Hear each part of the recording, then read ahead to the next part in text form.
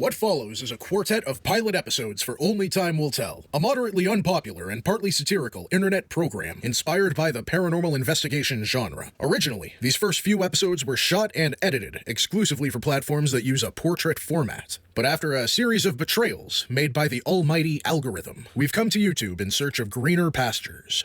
As a result, we've taken these 4 episodes and reshaped them to a form more fitting for this platform. Please forgive the show's poor audio and technical errors. At least it can't get much worse than this.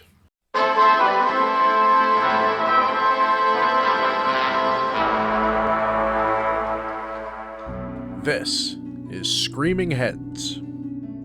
Beginning in the 1980s, Canadian artist Peter Kamani has built hundreds of concrete statues across a 200-acre property near Burkes Falls, Ontario.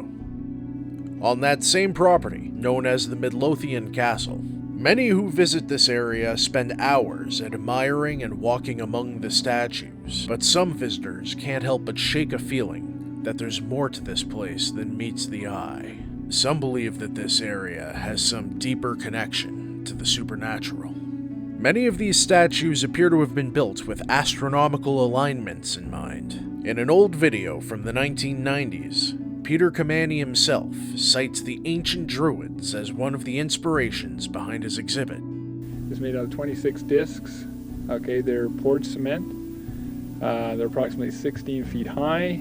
It's similar to the druids with their idea of the good and the bad, a right and left, the duality. It was meant to be like a primitive cave. Early human beings lived in caves, so I decided I'd build my own cave, and I did cave paintings on the inside. Another noteworthy connection to druidic culture can be seen when shown an aerial view of Screaming Heads. Seen from above, the property has been shaped to resemble a famous archaeological site in England called the Uffington White Horse, which dates back to as early as 1200 BC. Could there be a connection between Burkes Falls, Canada and Berkshire County, England?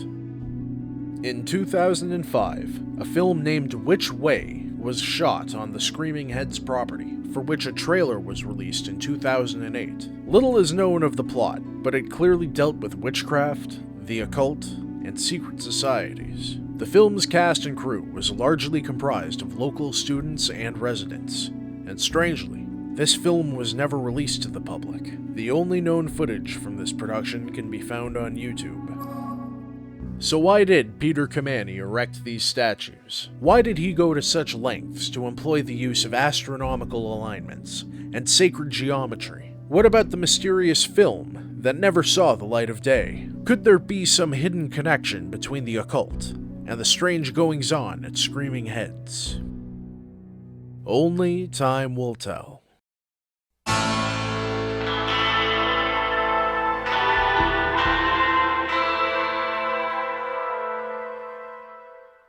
This is the Dorset Lookout Tower. Located in Ontario, Canada, and built in the 1900s, the tower was initially constructed as a fire lookout, providing panoramic views of the surrounding landscape. It was rebuilt in the 1960s and now mainly serves as a tourist attraction. The tower's history appears to be in some way intertwined with the nearby Mason family cemetery. According to local legends, the spirits of the 3 small boys buried in the cemetery have been known to wander the area, occasionally making their presence felt at the Dorset Lookout Tower. Witnesses have reported eerie encounters and unexplained phenomena, such as whispering voices, fleeting apparitions, and a chilling sense of being watched. In the 1960s, shortly before the tower's reconstruction, a small film crew found themselves caught in a desperate situation atop the original tower. As they were filming the opening sequence to the popular Canadian TV show The Forest Rangers, a sudden and unexpected storm engulfed the area, leaving them with no choice but to spend the night. Soon, they discovered that they were not alone. The crew claimed they encountered the spirits of the Mason family boys, revealing themselves through the sounds of footsteps climbing the tower and children's voices shouting from below. When the storm broke in the morning and the crew returned to town, they realized that all of their film from the day before was damaged and unusable. What is the truth behind these ghostly encounters at the Dorset Lookout Tower? Could it be that the spirits of those 3 young boys forever resting in the nearby cemetery find peace in the towering structure overlooking the land? Or are they restless spirits tethered to this earth for reasons long lost to history. And what really happened to that film crew on that stormy night long ago? Only time will tell.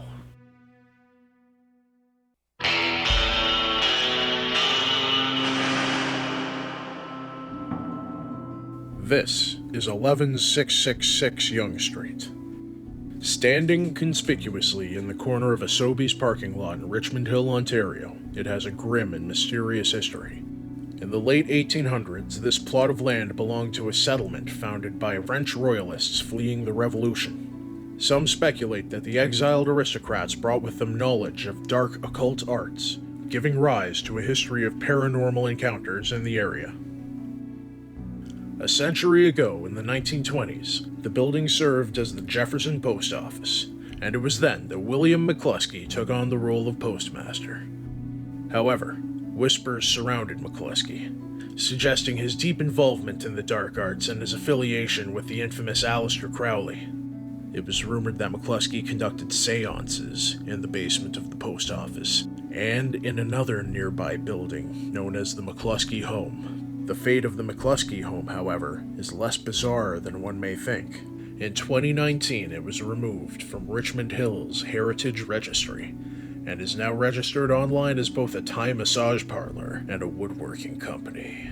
After 1924, he vanished from history, leaving behind only the name associated with this building. In the years following, the post office closed and the land shifted hands to Maxwell P. Faulkner, who in 1976 met a mysterious demise, triggering local speculation about his connection to the building's tainted history.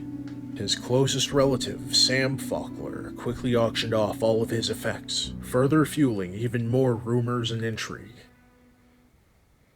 Despite the passage of time, the old Jefferson Post Office survives amidst a bustling shopping plaza. What truly transpired here over a century ago when the French royalists settled this site? Could the mysterious death of Maxwell P. Faulkner be connected to this building's occult history? And how many secrets have been concealed here by William McCluskey? Did he truly communicate with the dead within these walls? Only time will tell.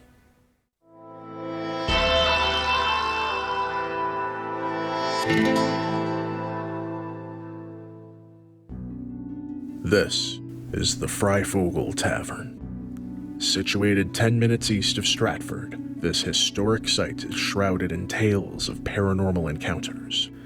As one of the earliest European settlements in the region, Sebastian Fryfogel began construction of the tavern in 1844. Today, it stands as the sole surviving structure of its kind within this region. While Fryfogel's Tavern boasts architectural charm with its neoclassic design and Georgian-styled elements, many visit this spot in hopes of encountering a youthful phantom said to inhabit the premises. The tale begins with Henry Fryfogel, the young son of Sebastian and Mary. Initially believed to have perished from accidental poisoning, a psychic investigation in the 1970s uncovered a haunting possibility.